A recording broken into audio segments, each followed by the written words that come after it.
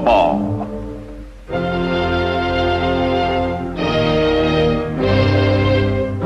The Japanese dominate the Pacific, and their Supreme War Council continues to execute sweeping plans to bring 700 million Asiatics under imperial control. Proud and confident after her shattering naval victories at the outbreak of war, Japan spills over her legitimate boundaries, pouring supplies and manpower into overseas bases to protect her new empire and defy the Allies.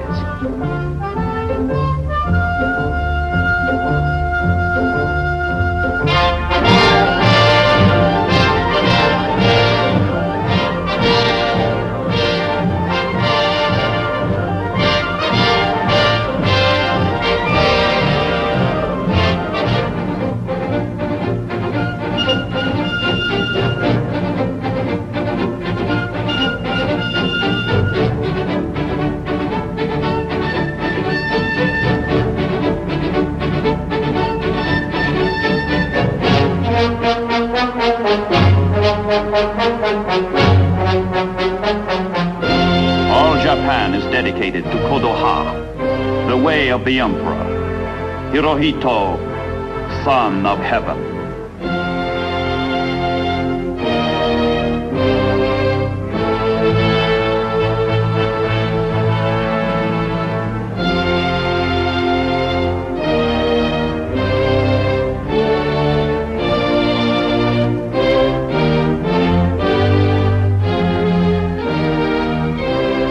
Of all conquest, on the bow of all her ships, the imperial crest, a chrysanthemum with 16 leaves.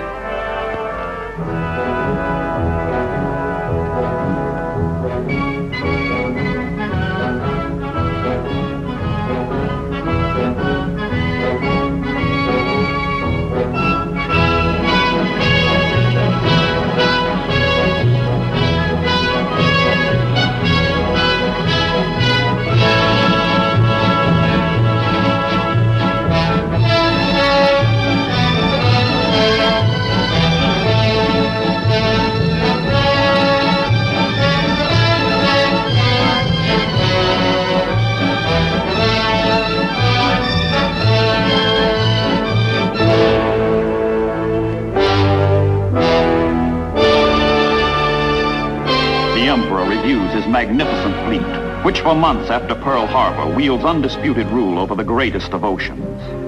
This is the Navy which has ranged in triumph over the wide Pacific spaces. This is the Navy which has never known defeat. This is the Navy dedicated to a creed fanatic. With tenacious and tireless spirit, we strive to reach superhuman skill and perfect fighting efficiency. Now its mission is to build a mighty base in the Bismarck archipelago, Rabaul, on the island of New Britain.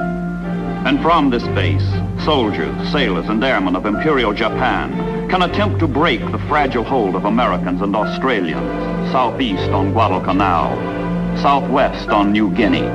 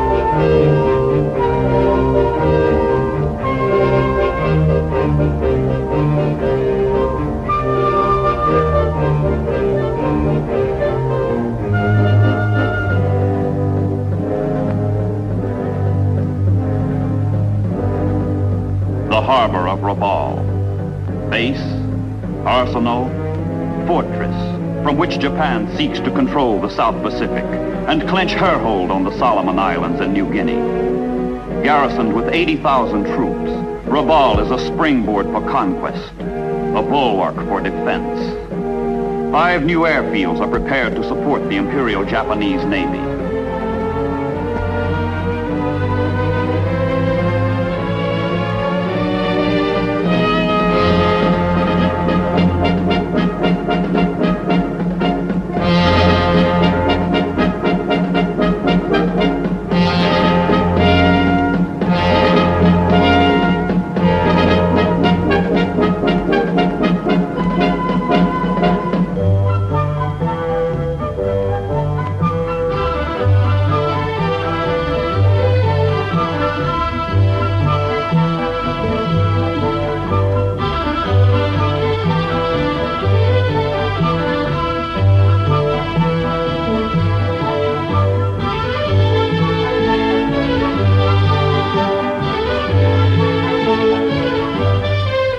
Rabaul, immovable, secure, impregnable aircraft carrier that blocks the American climb up the ladder of the Solomon Islands.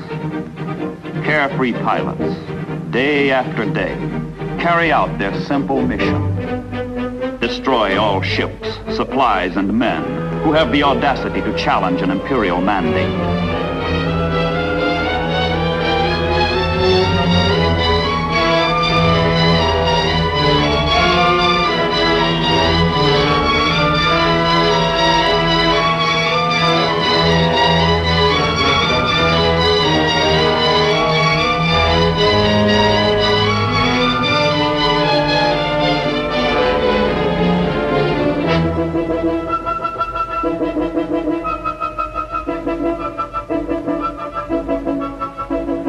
Rabaul's air and naval power sweeps out to dominate surrounding islands and waters. To eliminate Rabaul, the Japanese and the Allies know a foothold must be won and held on the islands that ring it, and bases established from which it can be reduced blow by blow until the knockout. But first, the Allies must forge rings around Rabaul.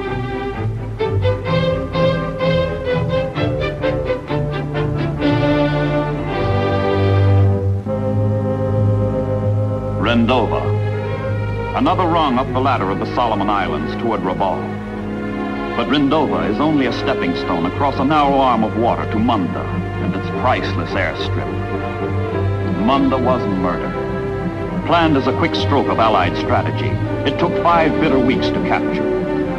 But it takes only 5 days for the United States Navy's fabulous construction battalions, the Seabees, to transform ruined Munda runways into an operational airfield.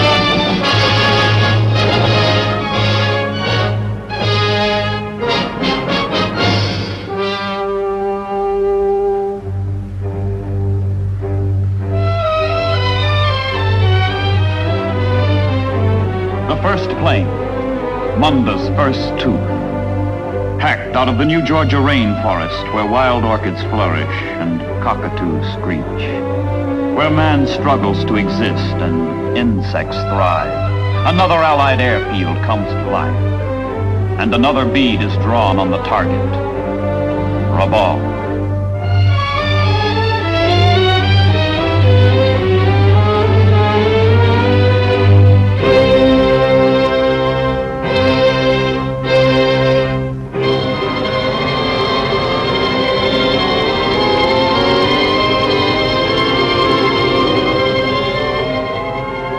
triumph of Munda is the Allied way of observing the first anniversary of the landing on Guadalcanal.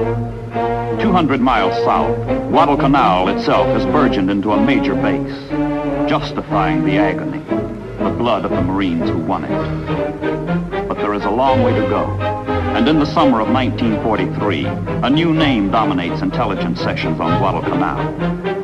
The name? Bougainville, biggest of the Solomon Islands, essential link in the ring being forged around Rabaul.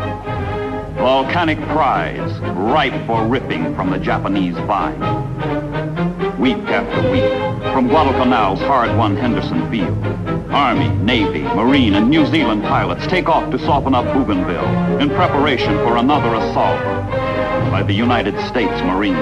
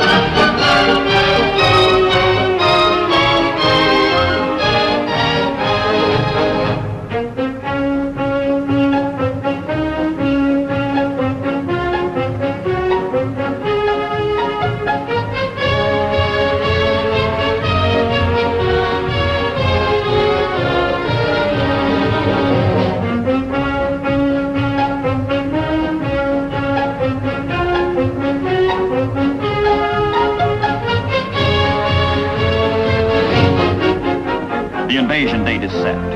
The landing beach is chosen. The command selected. Admiral Wilkinson and the 3rd Amphibious Force. Bougainville must be taken to provide a forward base from which fighter planes can escort the heavy bombers to Rabaul. The whole complex movement of men, ships, supplies has only one purpose: to advance and support war's newest weapon, the airplane. But before planes fly from Bougainville, the way must first be cleared by war's oldest ingredient, the foot soldier. The 3rd Marines take on the job.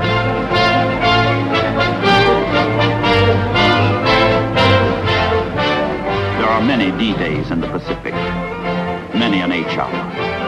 And yet with each comes a new sense of foreboding, of emptiness, of fear. As the opening salvos sound the notes of war's eternal theme, death.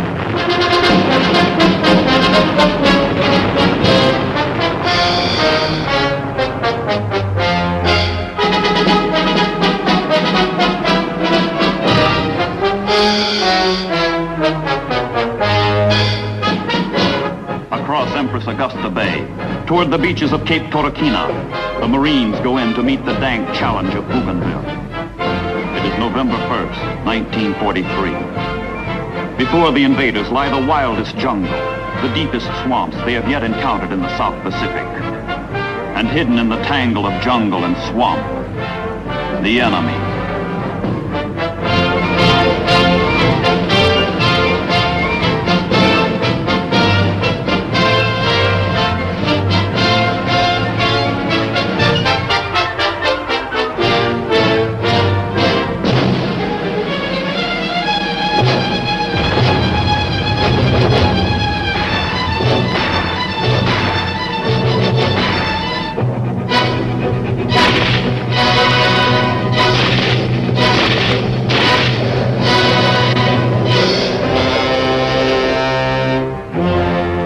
Marines have won, the Seabees take over.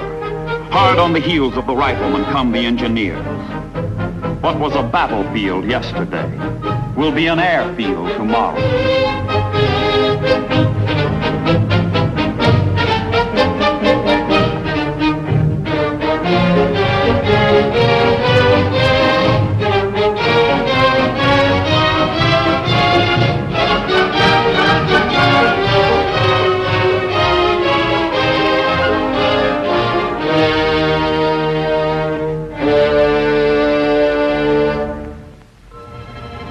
cats come out at night. The lumbering Catalinas which scour the seas in search of enemy ships.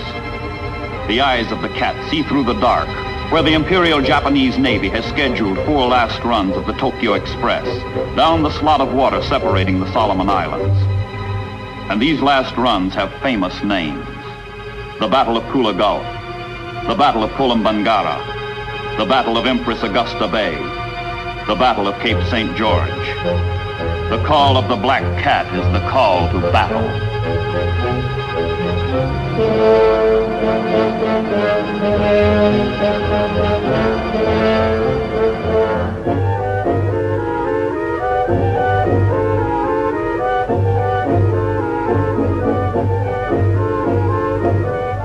Inside the groping ships, in combat intelligence centers, the intricate apparatus of search and detection picks up the scent. Out somewhere in the ominous dark are ships with names like Amagiri and Uzuki, which must be found, destroyed. Inside ships with names like Honolulu and Mount Pelier, American sailors prepare to thwart the last stand of the Imperial Japanese Navy in the South Pacific.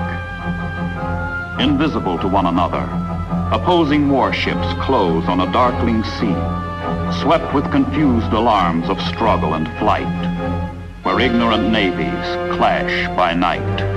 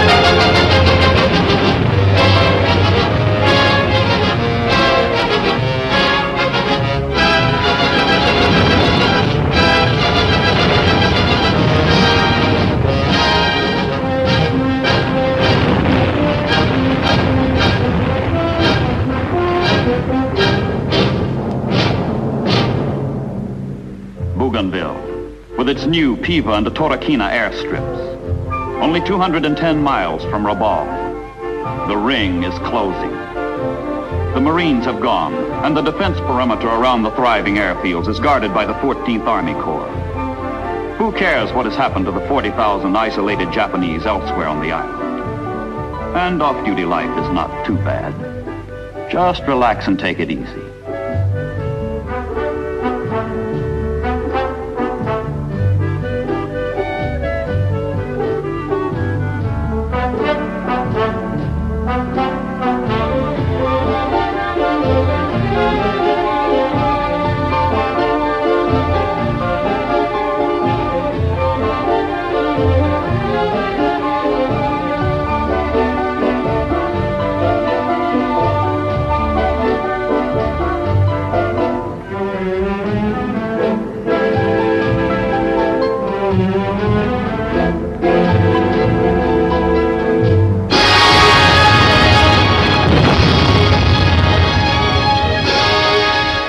Concentration of Japanese artillery in the South Pacific has been secretly brought up along hidden jungle trails. With sudden, furious assault on the American perimeter outpost, Hill 700, the enemy reopens the Battle of Bougainville.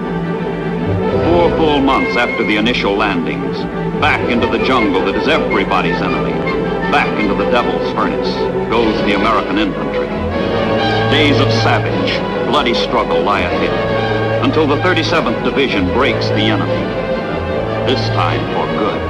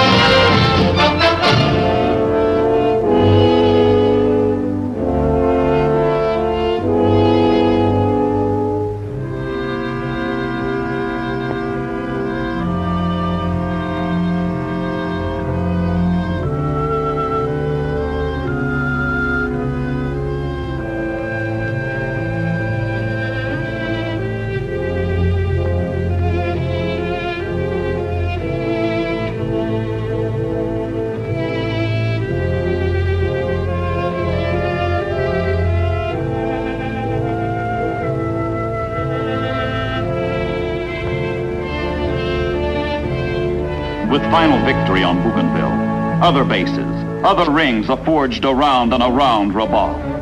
Up the New Guinea coast go the Allies. Into Cape Gloucester on New Britain go the Marines. Into the Admiralties goes the United States Army. Onto the islands of Green and Emerald go more Marines and veterans of Bella La Bella, soldiers of New Zealand. And the Navy that cruises unmolested through these waters is the United States Navy.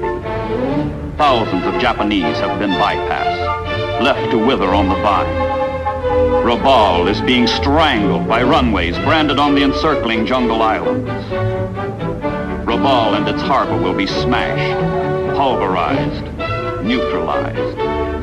From around the ring they come, liberators from Guadalcanal, warhawks from Manda, corsairs from Emerald, Mitchells from New Guinea, avengers from Bougainville.